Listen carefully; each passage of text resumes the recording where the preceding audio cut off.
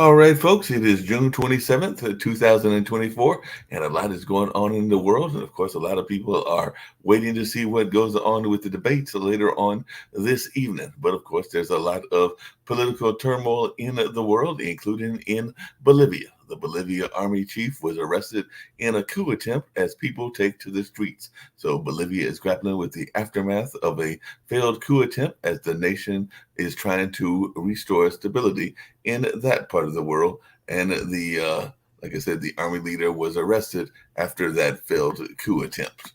And it looks like a certain contenders are quitting the race ahead of Iran's presidential poll as campaigning ends. So it looks like there are a lot of folks that are saying that the presidential election is failing to inspire hope for change amid tension with Israel and domestic challenges.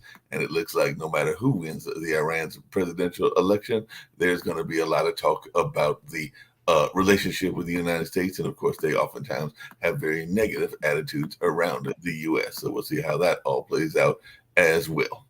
And an all out war between Israel and Hezbollah could devastate both sides. And apparently, Israel's Iron Dome missile defense system is under threat from Hezbollah in Lebanon. So Biden administration is scrambling to head off a wider war between Israel and Hezbollah. So that is something else that is going on in terms of the world. And of course, Kenyan police are facing off against protesters days after the president's tax climb down. So it looks like Kenyan protests are resuming as President William Ruto's tax hike concession fails to quell the anger. So he withdrew his controversial finance bill following the first deadly protest, but it looks like the protests are still continuing and all along those lines. And in London, the Met Police are joining the Gambling Commission inquiry into election bets, and at least 7 Met officers are under investigation over general election bets. So definitely, it looks like Shipley conservative Sir Philip Davies bet £8,000 he would lose his seat. So he even bet against himself. So that's not something you really want to do and everything, but it'll be interesting to see how that plays off. And speaking of debates, apparently there was a debate in the UK. So Sunak and Starmer in their final debate clashed over taxes and immigration. So it sounds like some of the same issues that are here are some of the issues over there as well. So some of the people are saying how they viewed the debate, and some people are saying that Starmer looked statesman-like, and that apparently Sunak looked obnoxious. But that's what the views of some of the analysts are. And I'll see if anybody watched that debate and if they thought that same kind of thing, even though it looks like some people are saying that Starmer lost the debate, but he'll still win the UK election. And apparently there's some voter frustration there as well as definitely the scandal with the betting is dominating the final debate or dominated the final debate between Sunak and Starmer. And apparently they're asking some of the same questions that we ask here as well, because apparently there's some people that are asking, are you two the best we've got? And I'm sure that there's some of that kind of conversation here as well with Trump and Biden. So it'll be interesting to see how that all plays out as well. And Ghazians are fleeing Sejia due to the IDF surprise attack. So that is something else that is in the news as Israel forces attack on that region and thousands have fled in Gaza. So definitely there's a lot going on in that space as well. And I understand that South Korea says the apparent North Korea hypersonic missile test ends in mid-air explosion. So looks like, but of course, North Korea is saying it tested multiple warhead missile technology, and it is definitely something that is going on in that space. And China has expelled 2 former defense ministers from the Communist Party. They have accused the 2 former defense ministers of corruption and have expelled those ministers in corruption crackdown on the military. So that's something else that we're seeing also. And it looks like the world's 4th mass coral bleaching is underway, but well-connected reefs may have a better chance to recover. And divers are turn conservationists as corals bleach worldwide. So definitely that's something that I'm sure a lot of people will be paying attention to also. So, like I said, that's going on. And the French far right leader, Mardella, seeks to reassure voters and the EU partners on economics and foreign policy. So it looks like France is set for its most consequential election in decades. And of course, this is all on the eve of France also hosting the Olympics later on this month as well. I believe that starts at the end of the month, maybe like the 26th or something like that. And Israel is blaming the UN for Gaza aid crisis amid fresh reports of starvation. So key food security organizations are finding no famine in Gaza and says previous assumptions were wrong. But there are some other reports, like from the Washington Post, that 500,000 Gazians face catastrophic hunger level. That's according to what the UN backed report says. And of course, there are some folks that are saying children are dying of starvation in their parents' arms as famine spreads through Gaza. So it looks like they're getting some mixed messages about that as well. And Thailand is now the Myanmar junta's favorite banking destination. So it looks like that's something going on as well. And Thai banks are the top suppliers of financial services to Myanmar's military, according to UN experts. And right experts are urging banks to stop financing Myanmar's junta weapons trade. So definitely we do know that sometimes the banks get involved in these things as well.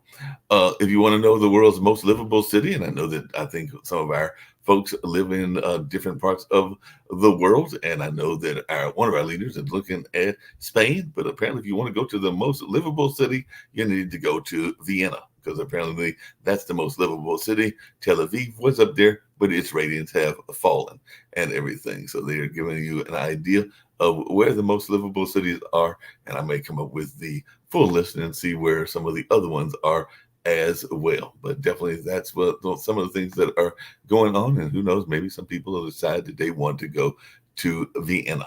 And like I said earlier, we'll be talking about this on World Politics as well. It does look like that match is coming up with Biden versus Trump. And of course, some people, even in other parts of the world, like Moscow, Beijing, and Delhi, are going to be watching the debates as well, because whoever comes in will be dealing with the world court and the world leaders and all in that space. So it'll be interesting to see what goes on in that way. And if you're wanting a lighthearted news story, a rare white buffalo calf was born in Yellowstone National Park. So tribes are honoring the birth of the rare white buffalo and reveal its name, which is Wakan Gli. So apparently that's the name of this rare buffalo, and the indigenous tribes welcomed it in a Yellowstone Park ceremony. So that is something else that is going on. And if you just want some religious news, apparently the Episcopal Church has elected its youngest leader in centuries. So the Pennsylvania bishop became the youngest Episcopal church leader since 1789. So he was elected the 28th presiding bishop and will begin his 9-year term on November 1st. And there is some tropical depressions or storms that might be forming off of the Atlantic and all in that way. And of course, the Karen Read murder trial is still going on also. But I'm going to bring in my fellow panelists, see what they've got to say about a number of things going on in the world and all along those lines. So I've got Rick Rosner with me. I've got Shaquille down there in Australia. I've got Sasha, and it looks like Nick's here as well, and all in that space. But yeah, there's a lot going on in the world. Hey, Shaquille, you get around the world quite a bit, and it does look like we got a number of countries, not just here in the United States, but a number of places that are in a state of turmoil, because I did see about the Bolivia situation last night before I called it a night and everything. So what's your take on what's going on in the world? God, I'm so worn out. Actually, it's even without the conflict. I mean, like Bolivia, I've never been there, but even without the conflicts, I'm a dual citizen. I live in, I'm a citizen of Australia and the UK. I've got business interests in the US. I've got family in Canada. I've got business interests in Europe. And it just seems like every time I turn on the TV, something's going on in politics. It's like, oh no, like what's happening now? Okay, there's another election happening. There's another this happening. Another, and it's just like this non-stop barrage of bullshit that comes out of the political class all over the world. But what can you do? I am looking forward to watching the debate between Trump and Biden. I tend to think that these two debates will probably, in my view, will probably determine the election. I think that a major screw up from either one of them is going to affect the election outcome. I don't think much else is going to, other than a health issue coming up between now and election day. As for what happened in the UK, I haven't actually watched it all yet. I watched parts of it, but I was tired and I fell asleep. But I can tell you the parts that I watched. Yeah, look, the Labor candidate, he's not a particularly exciting person. And I think that, the Prime Minister can look a little bit smug and a little bit out of touch. And also, it's hard to win an election when you've been in power for 14 years.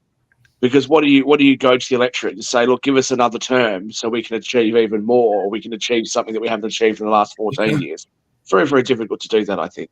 So I would say that Labor's going to win. I'm not going to vote for them. I've never voted for the Labor Party before. Not saying I never would, just I'm not going to.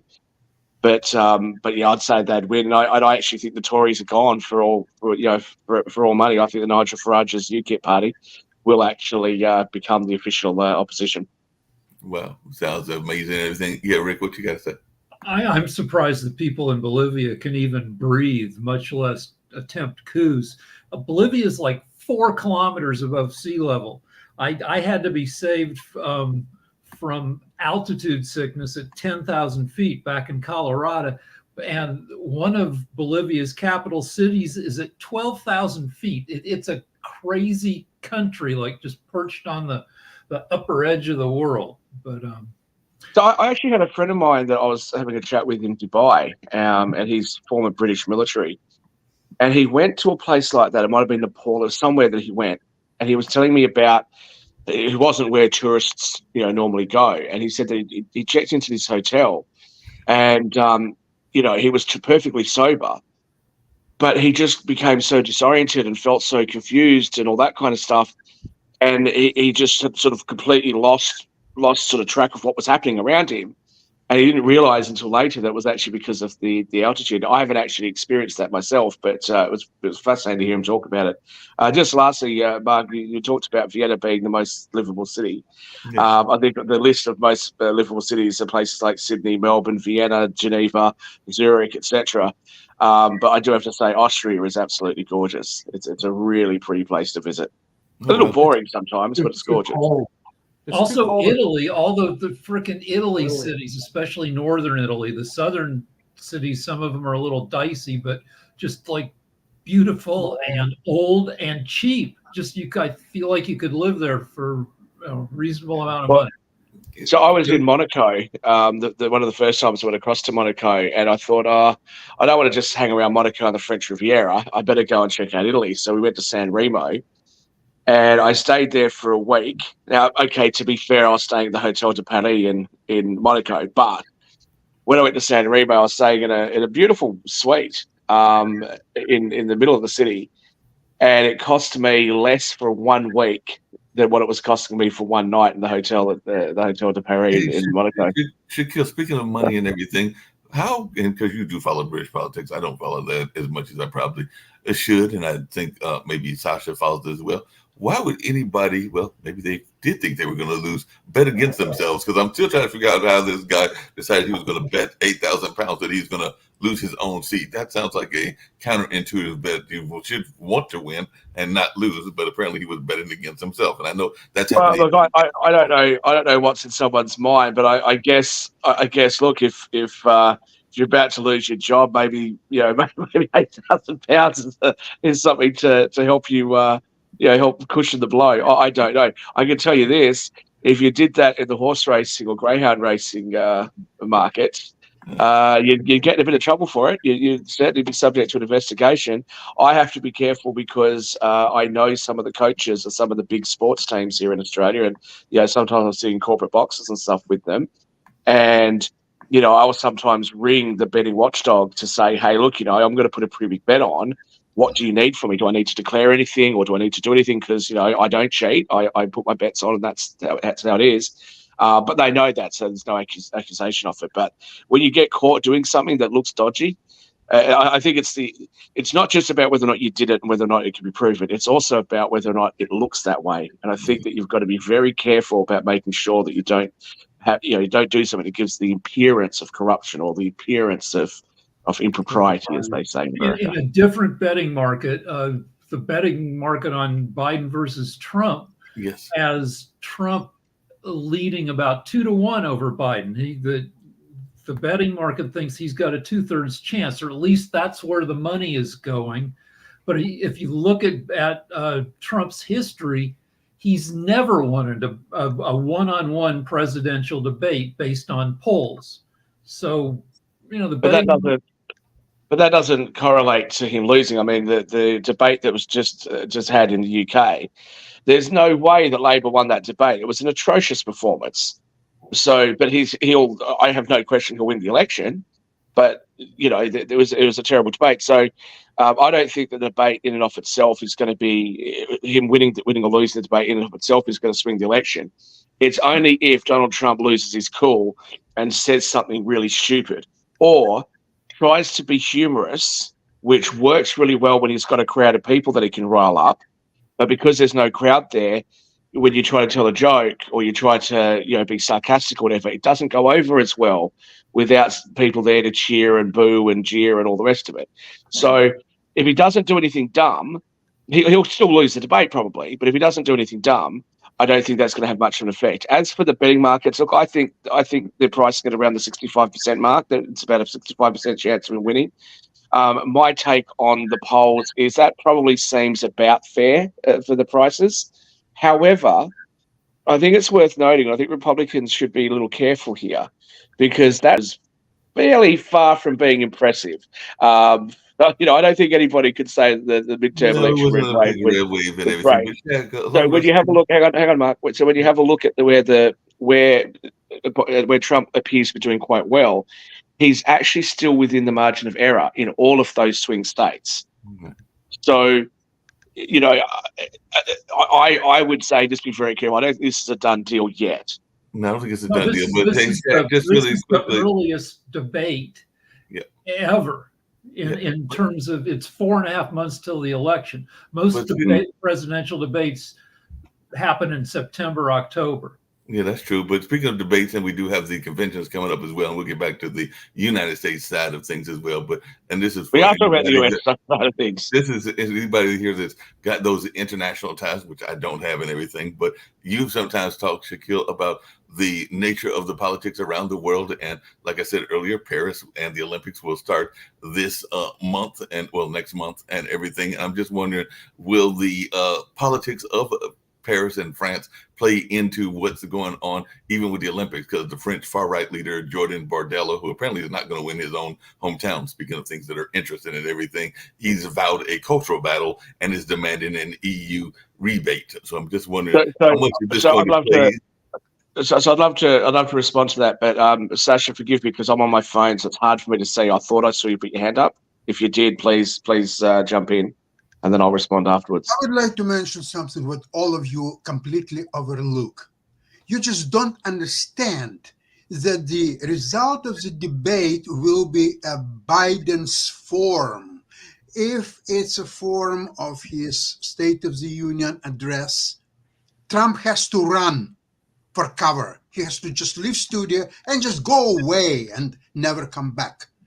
If Biden will not be in that form, that's a different story. He can still win the debates. He can annoy Trump, and probably that's what he's going to do. He'll say, hey, you convicted felon, you wouldn't be allowed even to cross the border of the United States if you would be outside of the United States. What are you doing here there? So that's something also available for a possible scenario of the. But here's the Biden's form. This is the crucial. And if he is in his top form, Trump has to run for cover and very quickly. We're smoking some liberal grass up in Canada. I mean, Sasha, that just ain't going to happen. First of all, Trudeau's gone. Find out it tonight. I mean, the more you press this criminal felony, when and everybody who's looked at it, sees it's one of those fake criminal penalties out there. They had to go It's in the back and books. amend. It's in the books. It's done garbage. deal. By the way, you know what? It was the best thing for Trump. It garnered a lot of support because it showed the inequities of the system in the United States. Still They had convicted. to go back and amend the statute of limitations. He's a great guy. He's a great politician. But actually, Nick, I think it's actually the opposite. I actually think it's the opposite because this is what I always talk about, right? We talk about the elites of the world and the big corporations being able to get away with things. So what happened with Trump is what would happen if you got on the wrong side of a prosecutor or a regulator and you were a small businessman. I agree with you. When I look at the way that they've sort of bootstrapped this misdemeanor that's past the thing, and then they're trying to. Yeah, and then they're trying to like turn it into a felony. Yeah, it's ridiculous, and I can't see it ever standing up on appeal. But it's not the point. How many millions of dollars has it cost Trump to defend this? So if you were just a mere normal person with a small business and you got caught up in this net, you'd be gone. And this is the thing. They're talking about, or the Republicans are talking about, the justice system was weaponized against Trump. No, the justice system is weaponized against the people. Right? The fact that elites occasionally get caught. I mean, the same thing actually with the Hunter Biden thing, right? Okay, he didn't tick, yes, I'm a drug addict on a form. Who in their right mind is going to tick, yes, I'm a drug addict? Of course you're not going to tick that. You're just not going to fill out the form. I mean, and they're talking about, you go to jail for 25 years? For what? For not ticking a box? I mean, that's ridiculous. Right. So, I agree. The whole thing is all we're seeing right now is the elites trying to appease everybody, but going, okay, look, sometimes we get in trouble too, and it's bullshit. It really is. Shaquille, coming back to your thoughts around the French, and by the way, one of our fellow people came up and said hello. They actually do a show about successful women and are in the retired military because they're in that DC, Maryland area, and who knows, maybe we can get her to come on the show one time. But I think we had her on a show, didn't we, last year? Madeline has never been on one of our shows. Oh, okay. The show on the network. They tend to stay away from World Edition because if you ever see, there's a woman show called The View, which my wife really likes, so we watch it like every day. I just saw it live when I was in New York. But no wonder you became a Democrat. You watch The View every single day. It's just the way it is. Okay, they're relatively benign compared to this group. Okay, this is like The View on steroids or the Shark Tank of. That's because The View, they all agree with each other. We don't. Oh, that's true. That's true. Right? Yeah, they do. They all agree with each other and they all play nice. Yeah. But they attack the conservatives like crazy. If you're a Donald Trump fan, you get eaten alive, and there's no one to counter it. In other words, you know what? Conservatives are easy. Conservatives are easy to attack, right? And they've got to stop coming up with all this crap. Like I hear this in Australia, the Conservatives of Australia. We love Australia, and the left is trying to destroy the place. You go up to Canada, we love Canada, and the left is trying to destroy the place. Now, look, I don't like Justin Trudeau. I can't wait for him to be gone out of Canada, and I don't think he's going to win anything in the next election. I mean, what was the special election that just occurred? They lost a seat in their heartland, right? So. I don't like these people, but when the Conservatives come up and they're like, look, here's what you've got to do, right? You got to come out of high school and get married to your high school sweetheart and then go to college and then just work and come home and your wife's going to have baked you a cake and stuff. Like, no, I'm not doing that. That's boring as hell. What do you think? I'm old like you guys? No, I'm not doing that. And then they turn around, they say to the Gen Zs, see what the school system's done to you. They've indoctrinated you. That's why you're all so lefty and such socialists. No, it's because the bill of goods that conservatives, religious conservatives are trying to sell them is the most boring, crappy kind of lifestyle. And again, this older generation of boomers that, had their protests and went to Woodstock topless and did their drugs and had their flower power bloody combis, right? Telling our generation, you shouldn't have too much sex and you shouldn't do any drugs and you shouldn't drink too much. No, I'm going to do all of that. So no wonder the young people are like, I don't want to live like my granddad just yet. Hey, Shaquille, and Nick and everybody else, and I do not watch The View, but it's my understanding there are some conservative voices that are on The View. Alyssa Farah Griffin has been on there. Anna Navarro has been on there. Ted Cruz went on there. Yeah, so there are folks that have been there, including some ex-Trump staffers. So there are definitely some folks that are both sides of the both sides of the divide. And Janine Pirro, Judge Janine Pirro, who's currently on Fox, she went on there, and then her and Whoopi Goldberg got into some sort of cat fight, and Whoopi Goldberg kicked her off the show or something.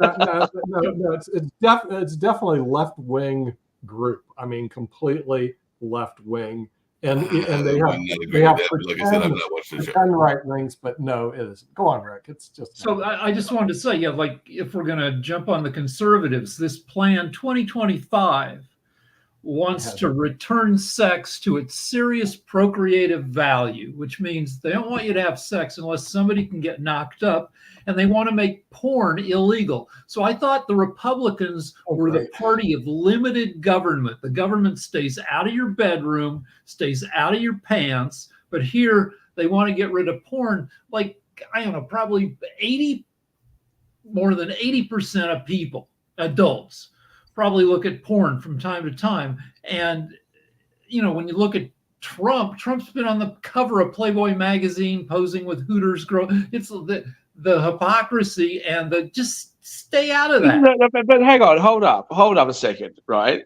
So it's one thing when I attack the conservatives, that you took my lines about staying out of your pants. One thing when I attack them, because that's the side of politics that I'm on, right? I'm on the right, okay?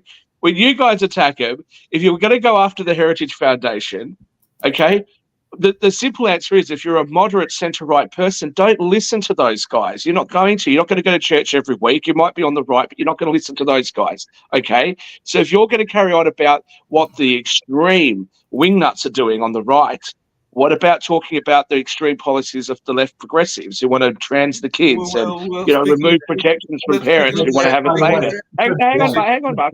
Mark, hang on. Rick should have an opportunity to respond to what I've said. Okay. Why not ever have any criticism of them?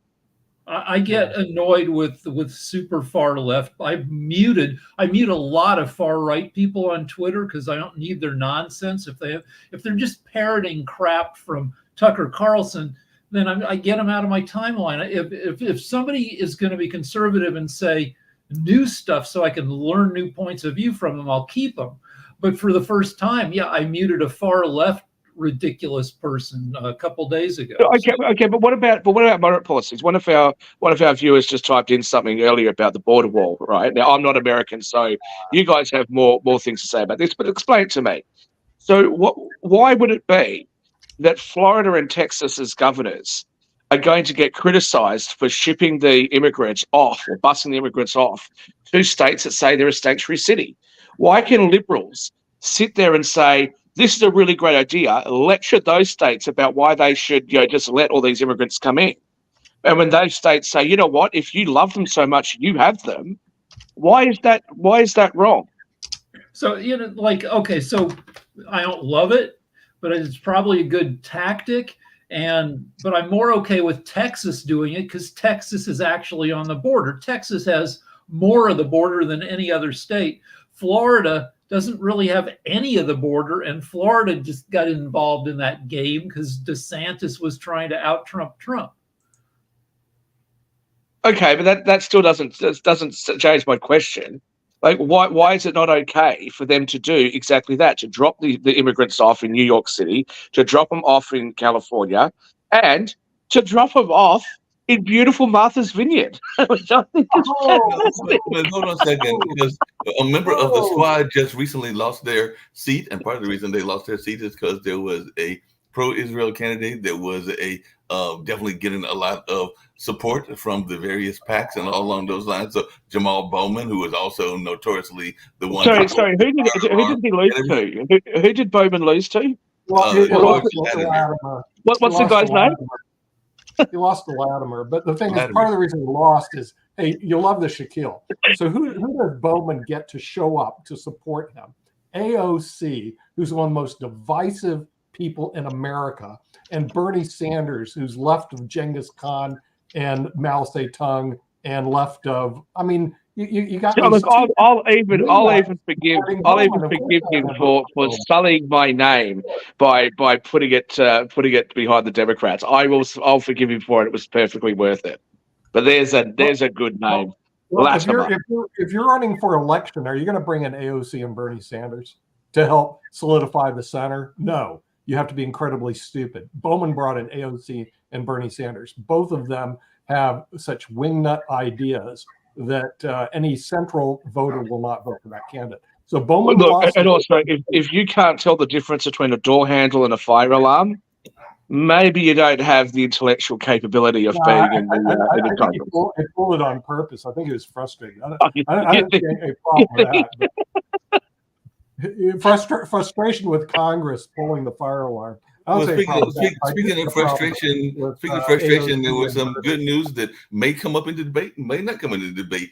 But apparently, because I was reading it earlier, there is a new rule out there. And since you, Nick, are in the legal space, you may have some thoughts around this. But apparently, landlords can no longer charge 3 times the rent. So apparently, they have pulled back and said that you can't do the first, last, and whatever the other one is, 3 times the rent. So apparently they have made this new rule out there that is people that are excited about Why? it. Why would you not allow that? Okay, but time out. Because they're trying to make it more affordable. They're trying to make housing more affordable. More affordable. What about the property owner's investment? They need to have a bond. They need to know that if you screw the place up, they've got a bit of a leeway. Yeah, you know, the thing is, I got another problem with it. First of all, the landlord-tenant law is state law. So the thing is, what state did it? It's not federal law, Mark.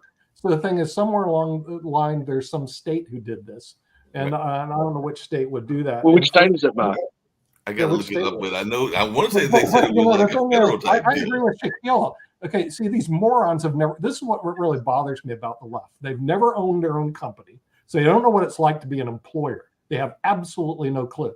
They've never owned their own properties and been landlords. So they have no idea how hard it is to deal with tenants. And until they've done those two things, I don't think they have a say or a vote in any of these types of legal matters. Because, you know, I get, like I said, my small businesses get attacked by the government all the time because they have cash flow problems. Cash goes up, cash goes down, you know. And what does the government do? They come in and they try to put them out of business. And you know, if you're a small business owner, sometimes all you're doing is you're making payroll and you're making rent. And then you get your guy like sometimes not even doing that. $20. Let's up the minimum wage to $20. They're barely making it as this. So you know what they did? They shut all the restaurants down in California. Yeah. Well, I'm just fold house and leave. Because oftentimes they're not even making that. They're not even making their payroll. Oftentimes they're borrowing money against their houses. They're borrowing money off their credit cards. They're trying to rob Peter to pay Paul. It's so hard for them, and you get these sorts of policies. And it's a disgrace. It's an absolute disgrace. And you know what? The worst thing is that when you go and speak to them about it and say, look, I get it, right? You don't want to see the everyday person or the everyday employee having a difficult time and not being able to survive. We get it. But what do you want to do? You want to try and fix that by putting us out of business? Then you're going to have even less work available to people. It's terrible, isn't it?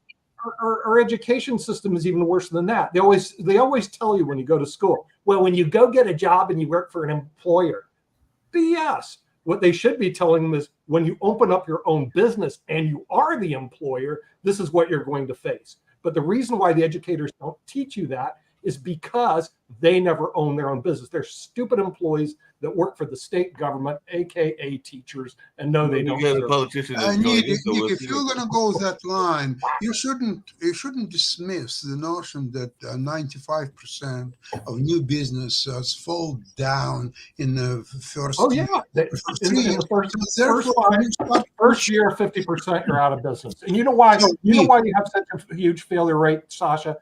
50% of new businesses will fail the first year and almost 90% after 5 years. You know why? Because when they go to school, they're taught by employees to become an employee. They're never taught how to be a business owner. Yeah, but plus the system is totally rigged against them. Regardless how well you teach this perspective, business you can teach. Majority of them will fail anyway, and after any lesson, they lost everything. They still would have to become employees, but their employable skills. Well, Sasha, that's not true.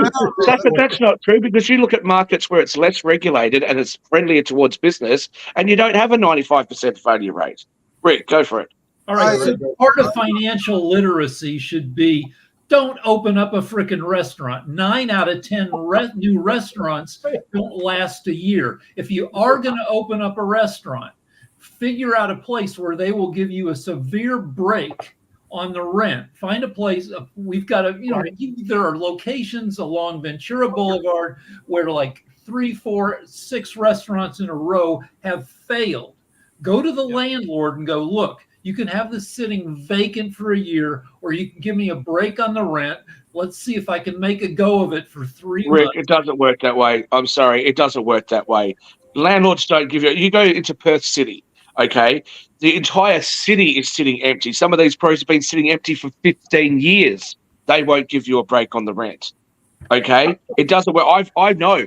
I have tried to negotiate rent breaks with landlords that on businesses, and I've shut the business down and moved to a different location, and it's sat vacant for years. And I've gone, why didn't he just decrease the rent? And you know what? As somebody who owns commercial property, I've done the same thing. Because real estate guys say no, you shouldn't give them a rent break, blah blah. There's tax implications, etc. The thing is, a lot of what you're saying, it sounds like it's just logical. Why not just do this? But the world is not logical, and it's not logical because of regulations, because of taxes, because of things that when I bring them up with great politicians like Steve Rao, who are Democrats or Republicans, I bring this issue up all over the world.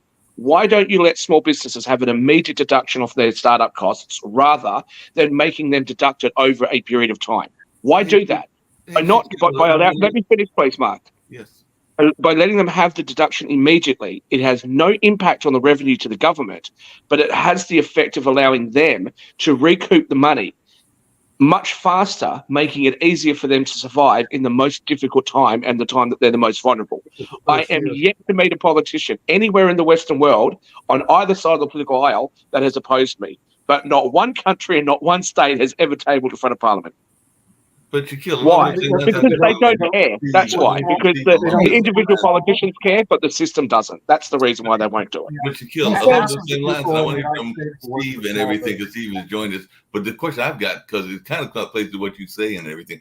I know a number of people that have gotten some land very cheap when it was cheap in downtown Durham. Now it's not cheap. So a lot of people will literally sit on the land or sit on the property because they're waiting for it to spike up and to go up and become more in a better investment for them. And like I said, I'm not in that space. Well, I think that moves us away from the conversation that we were talking about with small businesses. If you want to address the issue of people taking up land, read Progress and Poverty by Henry George, who suggested, back in the day, 150 years ago, that the United States have a land tax and no other taxes.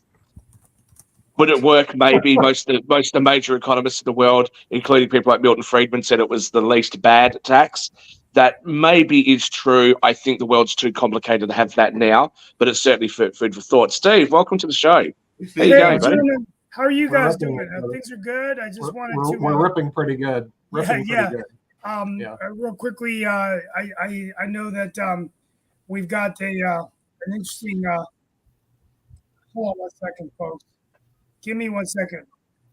I have to. There we go. Mm-hmm.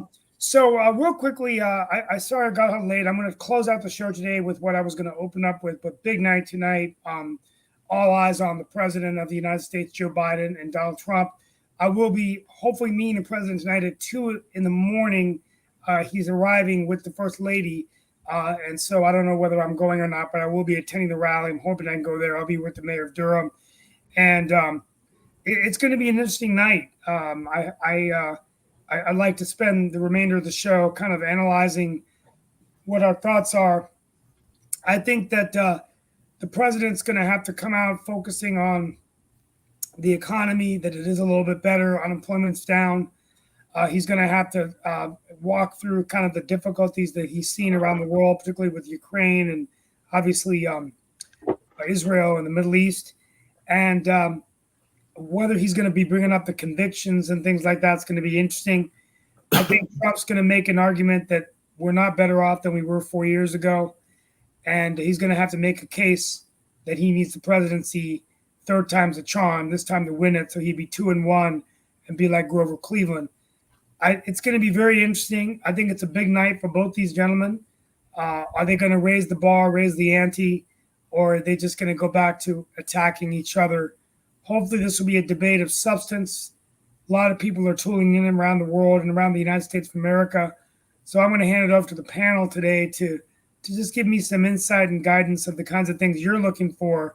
And assuming that you're an undecided, what advice, what would you be looking for in tonight's debate? So I was going to ask a quick question before you get right into the meat of that.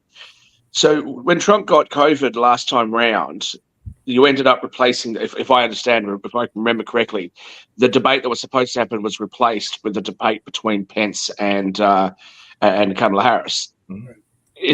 Are the VPs at some point going to have? I mean, Trump hasn't announced it yet, but is there going to be a debate between the VPs? Do you think? Yeah. But first he has to announce the VP, which apparently he's going to be doing soon. The convention's coming up, I think, this month. So well, yes, there will be.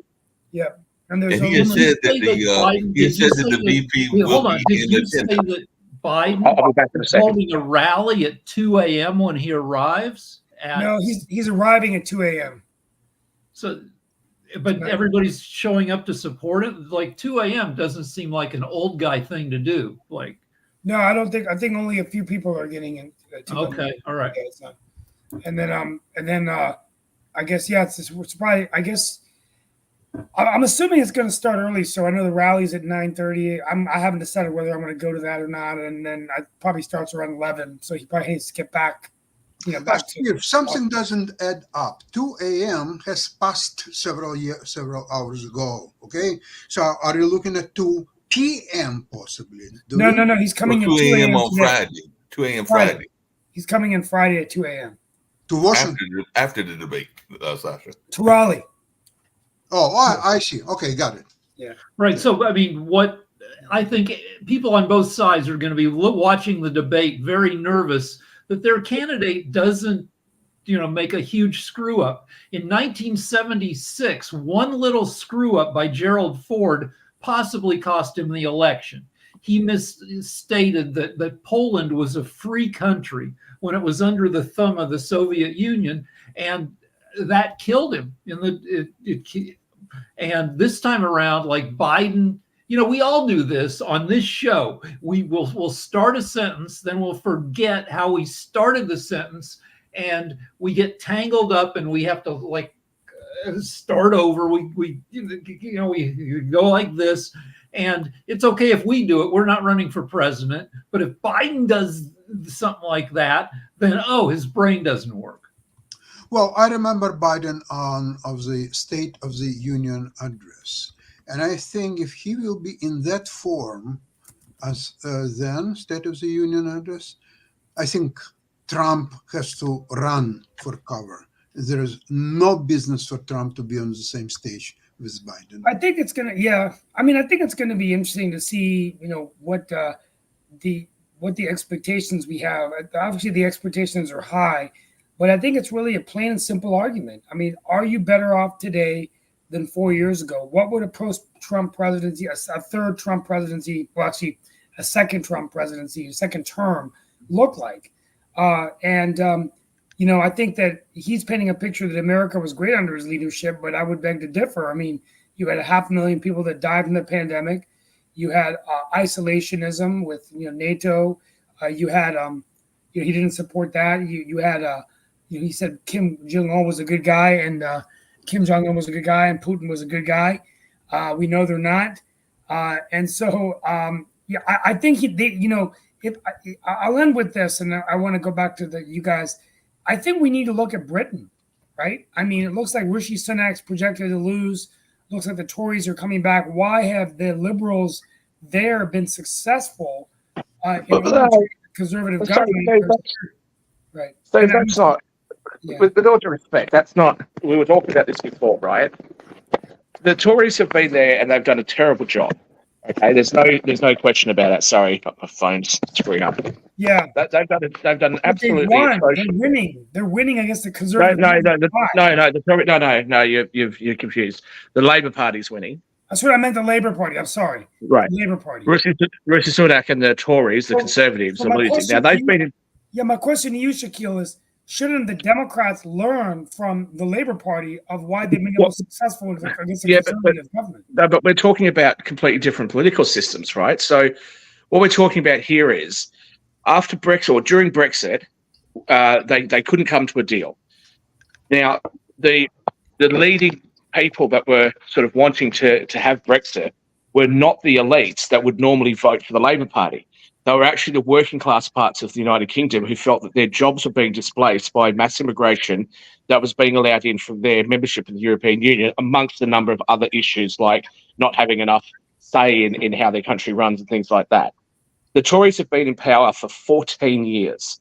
It is hard for any political party to come back and say, you need to give us another term, okay, because we're going to do something different. But remember, you are not voting for your prime minister like you are in America. You guys vote directly. Well, you don't vote directly for your president, but you know what I mean, right? You vote for the presidential electors. So that's not how it works in the UK. So it's a completely different situation. The European Union has actually swung to the right in the last lot of elections. I don't think that there's anything that can be learned by Democrats from this. As for Sasha's comments about his State of the Union address, I thought his State of the Union address was fantastic. I really did. Now, all that Republicans can come back with is an atrocious reply from Senator Britt from Alabama, sitting there in her kitchen with a green dress on, smiling. I mean, it was just honestly, that was the most cringy thing I think I've ever seen the Republicans do. But that was all they could do, was have a little response like that and then to say that he was jacked up. I would say that if he comes in too energetic, then he's going to look like, well, why are you so energetic now and you're not energetic before? Trump must have been right. You must be jacked up on drugs. Okay. Also, in the State of the Union, he had an audience to feed off of. So when MTG was throwing things at him and all the other people like yelling things out at him, he was able to give it back to him. He can't do that. In the same position. Trump can't do it because Trump doesn't have an audience. So I think it'll be interesting to see. But as far as policy things are concerned, Biden has to stick to what he thinks he's been good at, and not just ignore the things that he's not good at. And Trump has to actually set out very clearly what he's planning on doing that's going to change the country, and not go back to, I'm just going to go on a revenge tour, which, after his Dr. Phil interview, he has been talking about his vision a bit more. So I think that, I think Biden is actually at more risky than what Trump is, but it's not over yet, because Trump is known to be a buffoon and say something stupid. He's known to say something too. Shaquille, just really quickly, because it plays into what Steve just asked you, and is what I was asking earlier, because I don't know enough about all the other countries and everything. But is France going more left or more right if we're using the parallel and everything? Because that's what I was asking about the French elections and everything. Well, I think Macron's going to go. But look, the major issues that are facing Europe at the moment, and the major countries like France and like Germany, is issues like immigration, issues like the high debt levels and all those sorts of things. Those are all big issues. They're issues where countries feel as though their ability to control who is coming in and out of their country has been usurped by a very opaque process with the European Union Parliament and the European Union Commission. And it's led to a lot of unhappiness. Now, the recent polls that have come out of France for at least the last 5 years that I know of show that between 90 and 95% of French people believe that their children, their grandchildren will not enjoy a life which is at least as good as the life that they enjoyed. That's not positive. People want to know that their kids are going to have a better life, or at least a similar life to the one that they had. That hasn't been the case in France. It hasn't been the case in Germany. It's not the case in Sweden. It's not the case in Hungary. It's not the case in Poland. It's not the case in the Netherlands, which is also now dealing with immigration. So this is because of people that Nick talked about before, these elite lefties that have never run businesses, that don't have to deal with the consequences of their own actions. These are the people that work for the European Union, by the way. Do you know what their tax rate is? 15%. But they sit there and tell everybody who lives in these countries that they should be paying 50% in taxes. You know, people are tired of it. People are tired of seeing the European Union waste tens of millions and hundreds of millions of dollars at a time on moving stuff every 6 weeks from one office to another and all this sort of stuff that they do, when the everyday person in Europe is just trying to get ahead. And just remember that Europe is not just those very wealthy countries of France and Germany and the Scandinavian countries. The European Union is also made up of countries like Latvia and Estonia and Lithuania and all those sorts of countries that are still struggling to try to actually, you know, improve their lifestyles after they've left the USSR. So there's so many people that are unhappy that are just trying to get ahead, and the political class of Europe have not delivered that to them. And I think that's why you are seeing a surge to the right in Europe. I think that's why there is a lot of discontent in the United States. But don't you think? And Canada is exactly the same. Justin Trudeau's gone. I want to throw this out and then go to just all the panelists. But don't you think, Shaquille, that the Democrats, if they're going to win, they have to get away from more of what they call these woke liberal issues to focus more on brass tacks in terms of the economy? It seems like they're not doing that. And when you say these general things like democracy's on attack, I don't know if that's really working for the swing voters. They want to know how to make my life better. And what Shaquille brought out was very important. The immigration problem in Europe, when we're looking at moving to Barcelona, we're not going to El Raval because that's where all the immigrants live. Oh, you hate immigrants. Nope. Here's what happens. They come from like Syria and Lebanon, all these war-torn countries. They're dirt poor. So because they're poor, what they do is they pickpocket for a living and they commit crime because they can't get jobs there because Spain doesn't have any jobs. So the problem is immigration is a major problem in Europe. And the lefties say, oh, bring them in, bring them in. You can't bring them in when there's no jobs, no money. And so they turn to a life of crime because they just don't have any choice. Well, the other thing is that even if there is money, this is what people, even in Canada when I was there, people would say this to me. Why is it that I've got to wait a year to get access to healthcare? And yet you've got people who are coming into this country who are jumping in front of me or are making the queue longer. If we've got limited resources and I've been paying tax here for 20 years or for my whole life or whatever, who the hell are these people that are coming in? Why are we putting immigrants up in the Roosevelt Hotel in New York City? Why the Americans are homeless sitting in the streets of California? Oh, speak of homeless in California, there's Rick Roskin. Go on, Rick. Okay, so one big similarity between the Brits and us is that neither party has a charismatic leader. The last time the Brits had a charismatic was Tony Blair. I don't know how many decades ago that was. The last time we had a charismatic leader was Obama. We had Reagan. You may hate his politics, but very charming. Then we had Bill Clinton, same thing, very charming. George Bush, very likable guy. And then Obama. But for the past 3 elections, we've got three, if you include Hillary Clinton, 3 very unlikable candidates, and it bums people out and it pisses people off. They had a joke. They had a joke. I said alive that when Hillary was running, Bill Clinton was in the back room talking to her in her earpiece. It was just he was like, Big Bill, little help. Big Bill, little help. It's gonna be okay, honey. It's gonna be okay. I feel your pain. I'll respond to Steve's question afterwards, but you want to go first, Sasha? Okay, go ahead. Sorry, Sasha's dog. I wanted to make you aware that there is one European country, and Shaquille, you know this country very well, that doesn't have immigration problems, and part of that policies that country has, they disallowed building any new mosques in addition to what they already exist.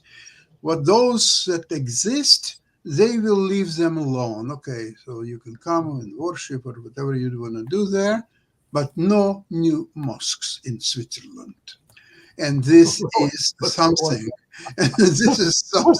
what you should be aware of, because with the influx of immigrants from these war-torn countries like Syria or Iraq or all that other thing, it's not even the quality of the quantity of those immigrants from those countries. It's that overall population the texture of population of each particular country is becoming different. I'm not saying worse, I'll say different. And this is why Poland, while being member of European Union, they said Poland is for Polish people only.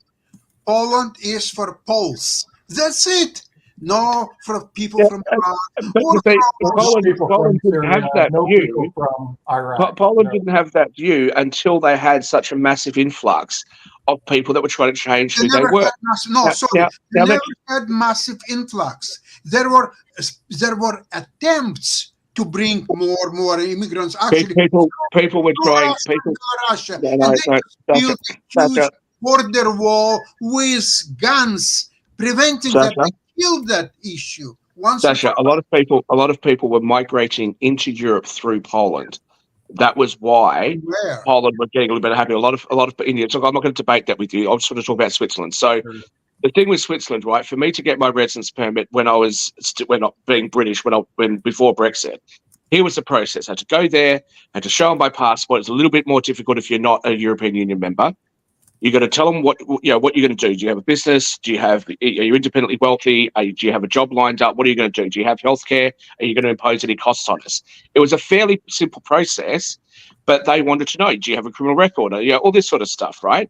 And I think that was perfectly reasonable. I think that most European Union countries, or the citizens of most European Union countries, are basically asking for the same thing. They're not anti-immigration, but they just don't want mass immigration, lots of people coming in. Now, during World War II, or before World War II, Switzerland actually built a whole heap of underground tunnels so that in the event of some kind of catastrophe, the entire population of Switzerland could go into these underground bunkers, okay, and they could survive for a period of time. They had food and water and all these different things that would help them to survive for a couple of weeks. Now, whether that's a good idea or a bad idea, who knows? But Switzerland at least makes the effort to try to put their citizens first.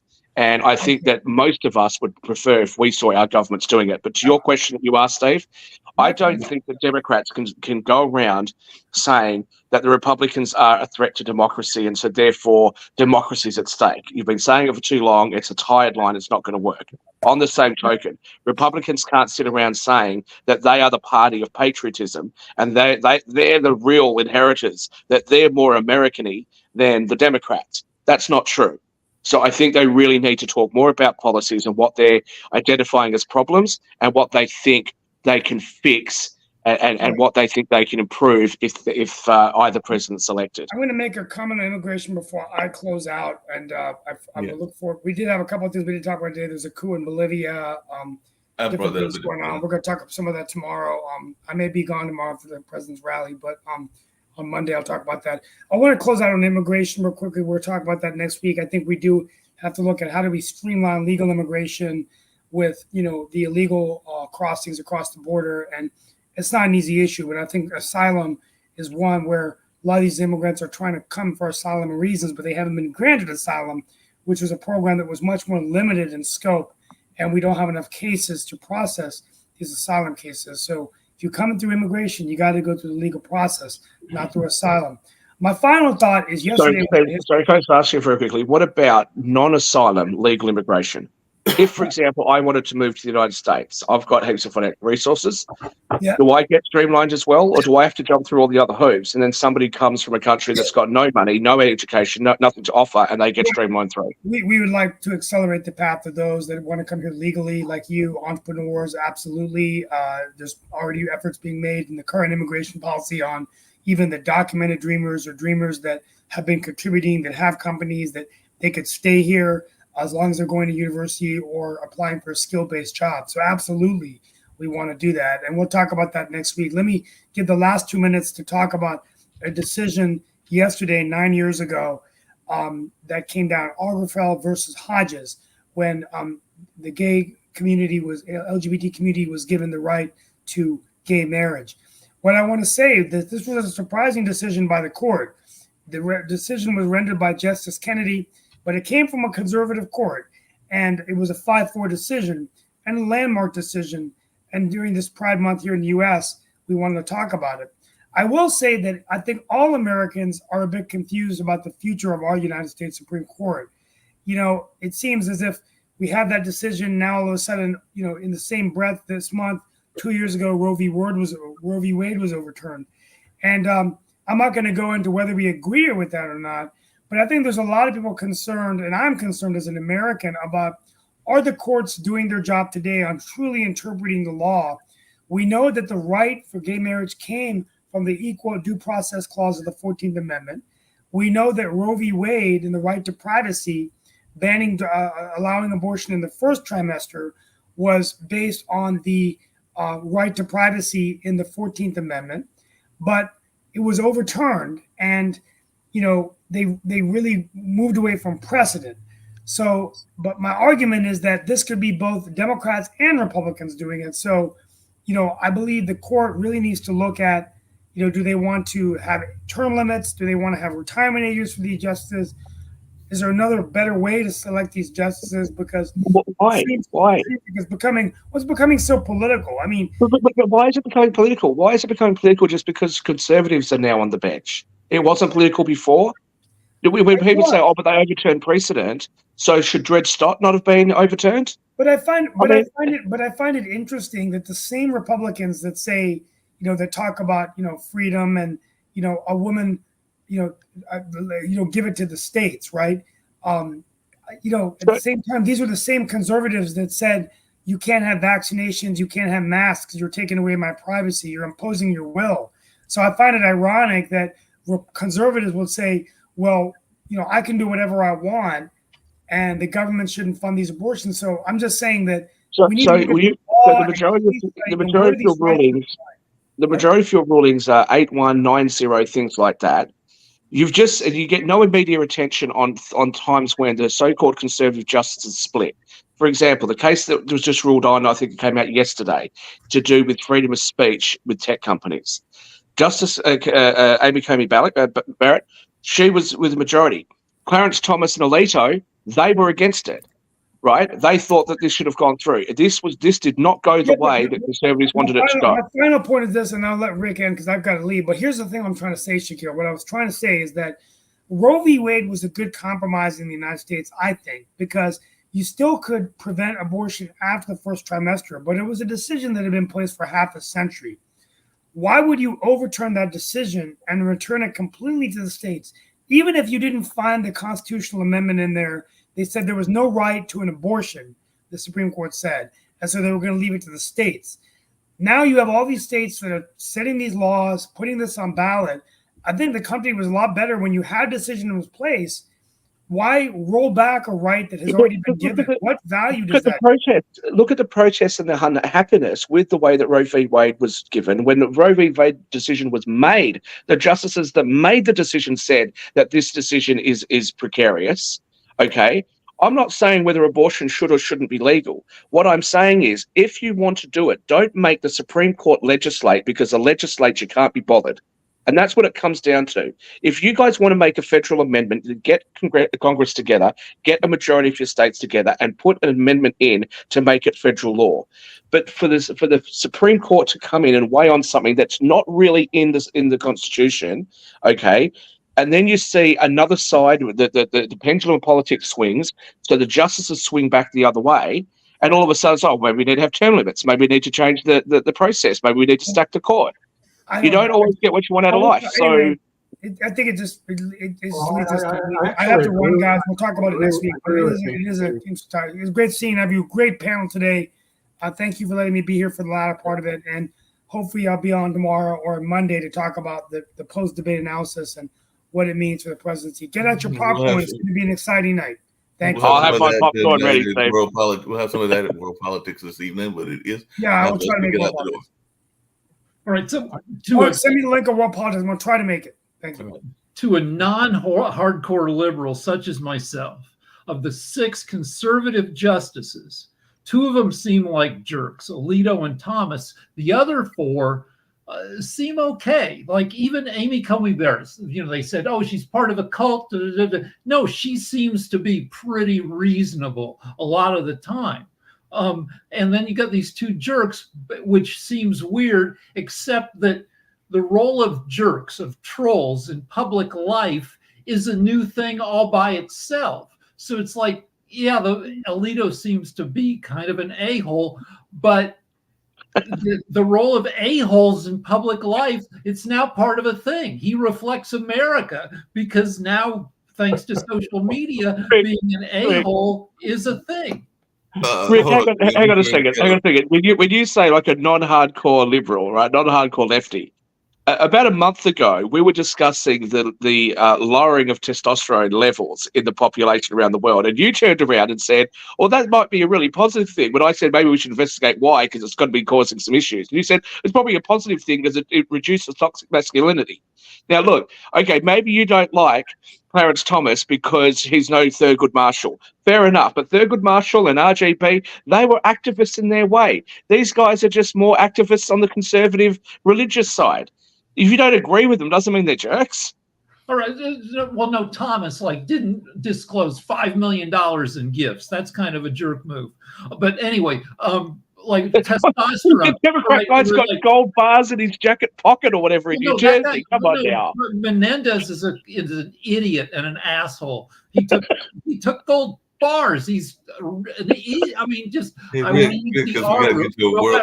thing quickly about the testosterone. I grew up in the time when you would just get the crap bullied out of you in junior high. When I think about, is it really bad that we have lower testosterone levels? I think back to my time in junior high, and it's like, is it really bad that there's less of that?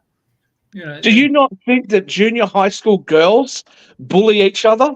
No, have you seen how vicious teenage girls are to each other? They're dreadful. They're nothing like the boys. They drive their friends to suicide. Sure. No, there are definitely some dreadful people there and everything. And I know Nick's but you would never say, "Oh, maybe it's a good thing that estrogen levels are being decreased in the female population," would you? If there's a link between estrogen and bullying, I'd be like, yeah, get rid of the freaking estrogen. Well, how about we just let nature take its course? As we get ready to get out of here, because by the way, Rick, there have been a-holes throughout America. There were some a-holes back in George Washington's day, and there were definitely a-holes when McCarthy and them were around. So I can't say that a-holes are a new thing and everything, because they've been around for the entirety of the country. So they've been around for a while. And on that note, we'll get on out of here. All right. Bye.